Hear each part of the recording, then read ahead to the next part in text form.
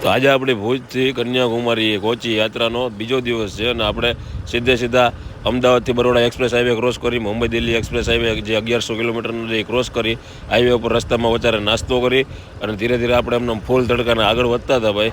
તડકો એવો પડે છે કે અત્યારે આપણે રોડ ઉપર કદાચ રોટલી નાખી દઈએ ને તો એ એમ ઓટોમેટિક શેકાઈ જાય. આવા તડકાના આપણે એમને શાંતિથી ભરૂચ પહોંચ્યા. ભરૂચ પહોંચીને ક્યાંક એમ થયું કે હવે પેટમાં ખાઈ લે, ભૂખ લાગી છે.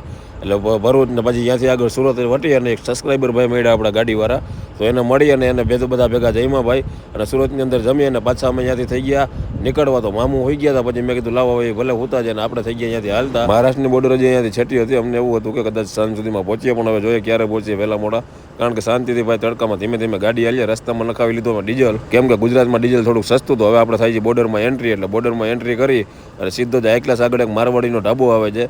ઢાબે ત્યાં રોટલા ખાધા. રોટલા ખાઈને સીધા ત્યાં હોઈ ગયા, કારણ કે જોખમ લેવા માગતા નહોતા.